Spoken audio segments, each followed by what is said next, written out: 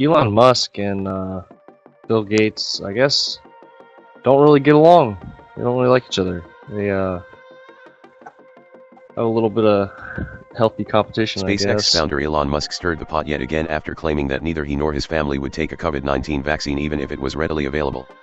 The 49-year-old billionaire dropped the bombshell during a Monday appearance on the New York Times opinion podcast Sweat. "I'm not at risk, neither are my kids," Musk told host Kara Swisher about the rationale behind his decision. During the bizarre exchange, the Tesla CEO decried the nationwide lockdown as a no-win situation that has diminished my faith in humanity. Musk previously called widespread quarantines unethical and de facto house arrest, RT reports. Instead of the current sweeping measures, the Boring Company boss suggested a more targeted lockdown where anyone who is at risk be quarantined until the storm passes. Swisher criticized his suggestion, adding that humans could potentially die in the process. "Everybody dies," quipped Musk. Yeah, I'm sure the journalist that asked him that was trying to bait him, trying to make him look like a bad person, but he's not real worried about this. To emphasize the supposed ridiculousness of the quarantines, Musk posted that SpaceX didn't skip a day throughout the entire pandemic.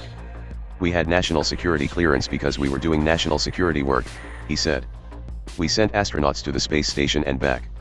Later on, the automotive mogul addressed Bill Gates' criticisms of his skepticism toward the coronavirus, which Musk called dumb in March.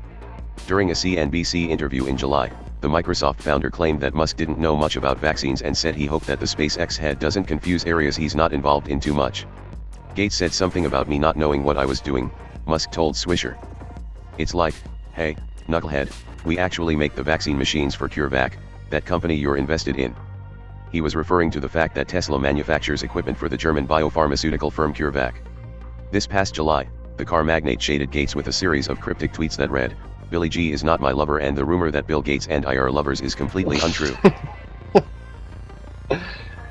Oh man, that's funny. But yeah, so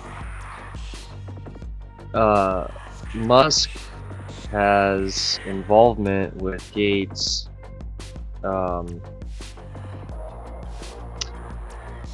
I guess in the manufacturing of some of the tech to manufacture the vaccines. The German biopharmaceutical firm CureVac. So I guess Gates has some investment in this company CureVac. This was posted on the 29th. So if we go back, this is a New York Post article. If you just go into Google and type in Elon Musk vaccine, all these articles say the same. They all say the same thing. It's the same article. There's a little bit of difference in who said it, but it's the same. It's the same article. It doesn't amongst all these other publishing companies. So you can go back. This is on the 2nd. He went to Germany to visit that headquarters company.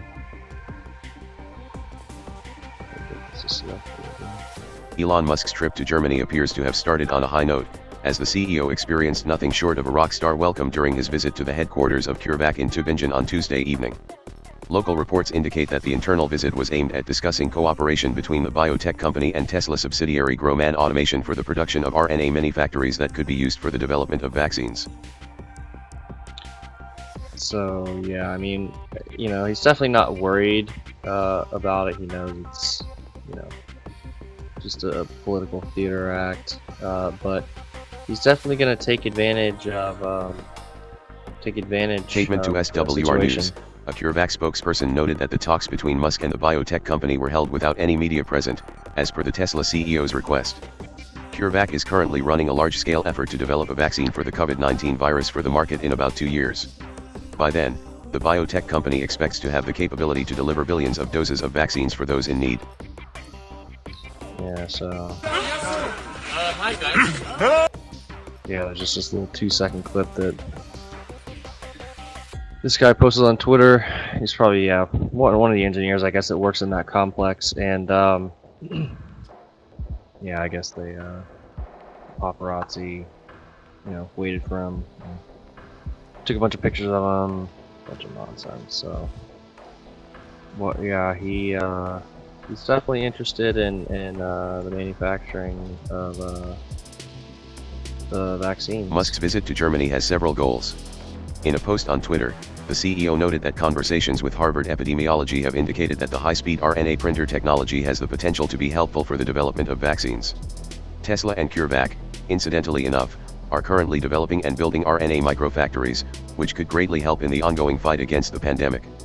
Back in July, Musk noted that with synthetic RNA and DNA, the solution to many diseases essentially becomes a software problem.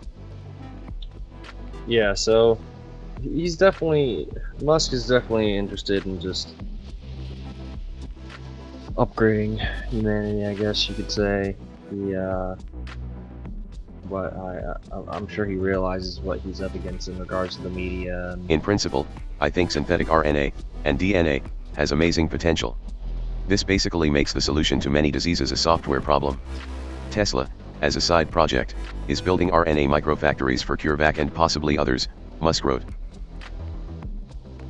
While Tesla and CureVac's collaboration has been placed on the spotlight due to the pandemic, a joint patent application from 2018 reveals that the two companies have already been working on RNA-related innovations long before the initial COVID-19 outbreak. Descriptively titled Bioreactor for RNA in vitro transcription, the patent outlined how Tesla's mastery in automation could help expedite the manufacturing of RNA. Yeah, so apparently he's had involvement in some of these companies before this whole pandemic situation started happening. So, I guess this was when he was on Rogan. I guess it was posted in May.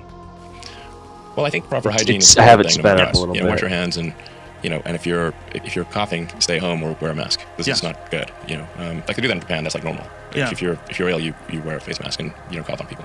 I think that would be a great thing to adopt in general throughout the world. Washing your hands is also good. I think there's definitely some silver linings here in improved hygiene and awareness of potential. Yes, and I think this has shaken up the system. The system is like somewhat moribund with a lot of layers of bureaucracy, and I think that we've cut through some of that bureaucracy.